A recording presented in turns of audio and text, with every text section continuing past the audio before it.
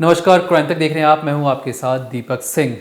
आपकी स्क्रीन पर एक वीडियो चल रही है। इस वीडियो में खाली प्लॉट दिखाई दे रहा है। इस प्लॉट के बगल में एक बाउंड्री भी है। आसपास लोगों की भीड़ है और हर कोई उस जमीन की जो खुदाई की जा रही है उस पर गौर कर कर देख भी रहा है। खुदाई करते करते कुछ चीज़ें बाहर आती हैं। यूट्यूब गाइडलाइन की वजह से हम आपको पूरा वीडियो तो नहीं दिखा सकते, लेकिन ये ज़रूर बता सकते हैं कि खुदाई के बाद उससे अंदर क्या बाहर आता है। दरअसल एक लाश बाहर आती है और ये लाश लगभग 7 दिन पुरानी थी। अभी लाश किसकी थी, ये प्लॉट कहाँ पर है, इसके बारे में आपको पूरा बताऊंगा वीडियो के आखिर में। लेकिन उससे पहले एक तस्वीर और देखिए।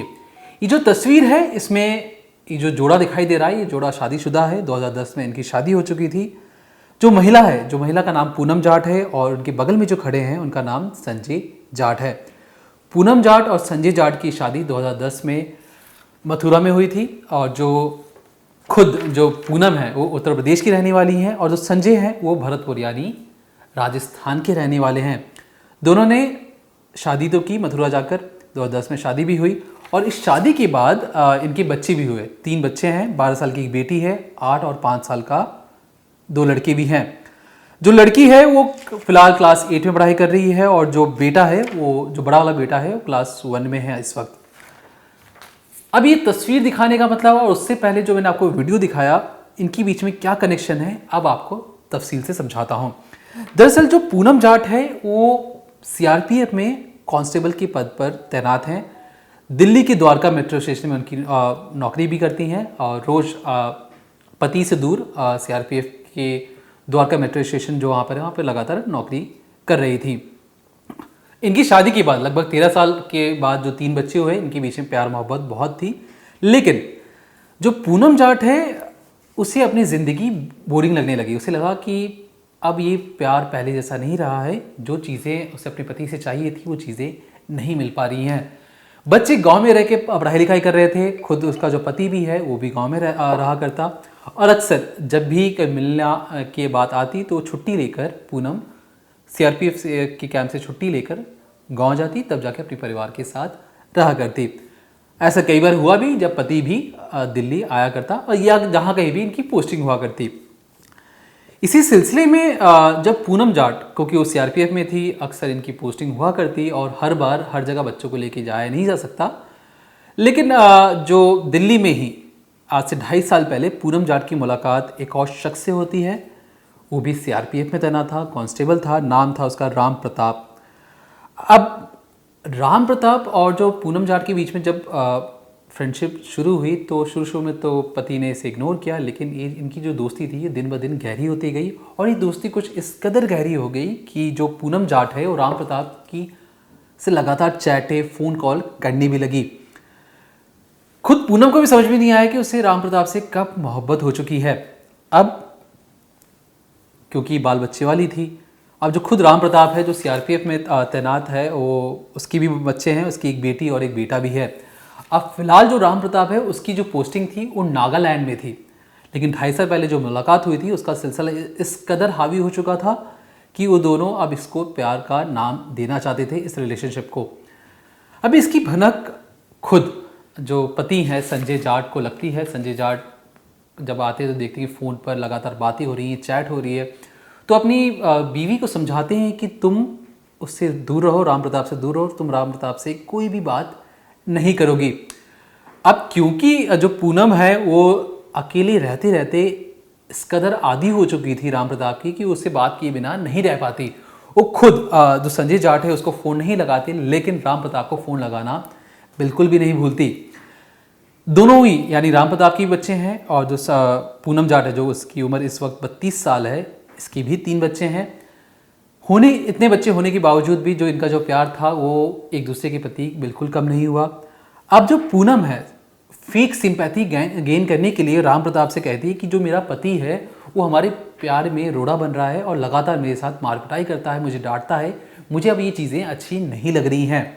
अब जो राम प्रताप है वो कहता कि एक काम करो, तुम उससे जितना हो सके उतना इग्नोर करने की कोशिश करो, नहीं तो हमको रास्ता निकालेंगे। अब बात इतनी ज़्यादा बढ़ चुकी थी, जो पूनम है, पूनम ने बार बार हमेशा राम प्रताप को कन्विंस करने की कोशिश किया कि उसका पति बिल्कुल भी अच्छा नहीं है, उसे छोड़ना नहीं चाहता है और हमेशा मार पिटाई करता है और बार बार ये कहता है कि तुमसे बात ना हो। अब राम प्रताप सोचता है कि अब बहुत हो गया, अब मुझे रास्ते से संजय जाट को हटाना ही पड़ेगा। अब होता यूँ है कि जो पूनम दिल्ली में है, संजय राजस्थान में है और जो राम प्रताप है ये नागालैंड में है। कैसे तीनों की मुलाकात एक जगह पर हो और संजय जाट को रास्ते से हटाया जा सके। बड़ी प्लानिंग के साथ राम प्रताप और जो पूनम है वो प्लानिंग बनाते हैं। प्लानिंग कुछ इस कदर थी कि पहले हम क्या करेंगे कि राजस्थान से संजय को दिल्ली बुलाएंगे। कौन बुलाएगी? पूनम बुलाएगी। पूनम ने फ़ोन करके कहा कि ठीक है, जो हमारे बीच में जो अनबन हो रही है अब वक्त आ गया है कि हम इसे सुलझा लेते हैं। अब भरतपुर से अपनी बीवी के पास मिलने जाने लगा कौन? पूनम का पति यानी संजय जाट। संजय जब मेट्रो में था, जिस वक्त तो दिल्ली आ चुका था, मेट्रो में था, तो उसके परिवार वाले ने फ़ोन करके पूछा, यानी जो संजय जाट के पिता हैं, कि तो बेटा तुम कहाँ हो, इस वक्त कहाँ जा रहे हो? तो संजय ने कहा कि पापा मैं पूनम से मिलने दिल्ली जा रहा हूँ, मैं दिल्ली जाकर आपसे बात करूँगा, यानी जैसे मैं उसके घर पर पहुँचूँगा तब मैं आपसे बात करूँगा। इतना फ़ोन होकर फ़ोन कट जाता है। मैं टाइम भी बता देता हूँ, 31 जुलाई 8:30 बजे दिल्ली के लिए जब वो रवाना हो रहा था तब ये बात फ़ोन पर कही गई थी। अब जैसे ही वो मिलने पहुँचता है अपनी बीवी से, पूनम से, पूनम कहती कि चलो हम बाहर घूम के आते हैं, फिर देखते हैं कि ये हमारे बीच में जो अनबन है, पहले कुछ खा पी लेते हैं, उसके बाद बात करेंगे। पूनम वहाँ पर अपने दोस्त यानी जो जिससे वो प्यार करती थी राम प्रताप को भी लेकर आती है। दोनों गाड़ी में बैठे हैं, पति भी वहीं पे बैठा है, यानी पूनम और जो खुद राम प्रताप है, दोनों सीआरपीएफ में काम करते हैं। इन्हें अच्छी ट्रेनिंग मिली हुई थी कि किस कदर का कौन से वारदात या कहें किसी भी चीज़ माहौल में किस तरीके से अपने आप बचाव करना है।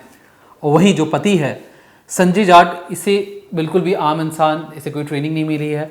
दोनों मिलकर संजय जाट को मौत के घाट उतार देते हैं।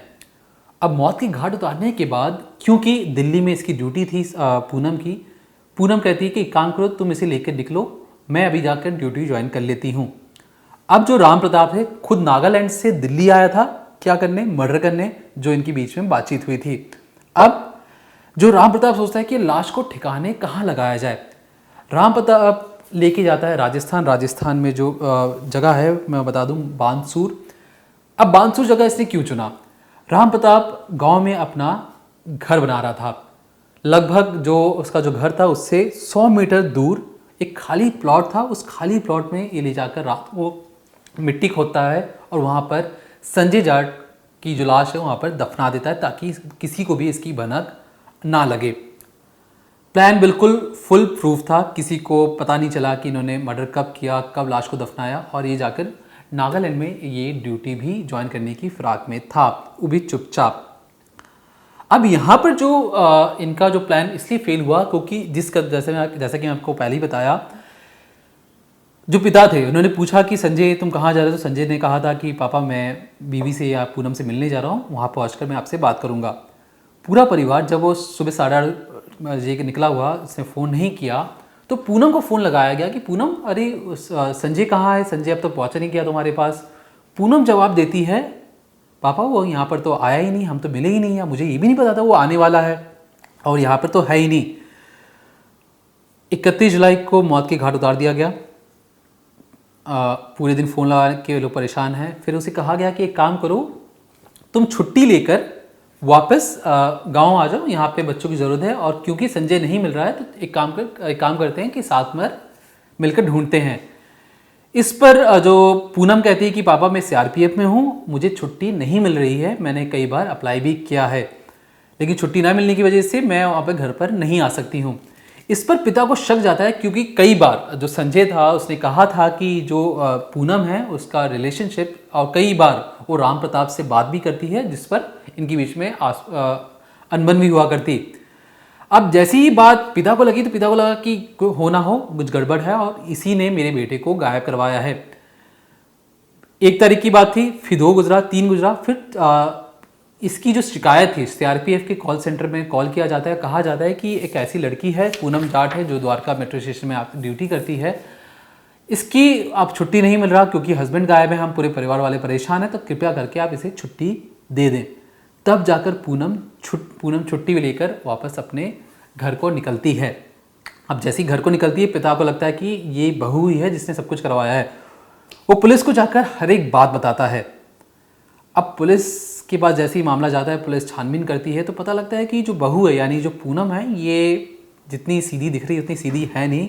पुलिसिया तरीके से पहले पूनम से पूछा जाता है, पूनम टूटती नहीं है। फिर पूनम के ज़रिए राम प्रताप तक पहुंचा जाता है। जब दोनों को बिठाकर अच्छी तरीके से यानी पुलिसिया तरीके से, जिस तरीके से पुलिस पूछताछ करती है, दोनों टूटते हैं। दोनों कहते हैं कि देखो, हमने ही मारा है और हमने ही लाश को छुपाया है, क्योंकि हम एक दूसरे से बहुत ज़्यादा प्यार करते थे, तो हमें लगा कि पति को अगर रास्ते से हटा दिया जाए तो बीच में कोई कांटा ही नहीं रहेगा, जिस वजह से हमारे बीच में जो रिश्ता है वो कायम हो सकता है। अब क्योंकि दोनों शादीशुदा थे, तो इन्हें ये समझ में नहीं आ रहा था कि पहले तो पति को मार दिया, तो शायद इनका ये प्लान भी था कि जो राम प्रताप की जो बीवी है उसको भी रास्ते से हटाना। मतलब अपने प्यार को अंजाम पर पहुंचाने के लिए ये दो कत्ल करने की सोच भी रहे थे, एक तो कर भी चुके थे। दोनों के पास, एक के पास 3 बच्चे, एक के पास 2 बच्चे भी थे। फिलहाल के लिए पुलिस इस पूरे मामले को और भी इन्वेस्टिगेट कर रही है कि कहीं इसके अलावा भी कोई और मोटिव तो नहीं था। क्या ये जो दोनों सीआरपीएफ में जो कह रहे हैं कि हम एक दूसरे से प्यार करने लगे थे, क्या इसके पीछे कोई और मकसद तो नहीं था, कोई प्रॉपर्टी वाला मैटर तो नहीं था? क्यों इस लाश को उसने सिर्फ अपने घर से 100 मीटर पहले ही दफनाया? क्या था पूरा कनेक्शन? जो भी आगे जानकारी होगी हम आपसे ज़रूर शेयर करेंगे। फिलहाल के लिए देखते रहिए क्राइम तक।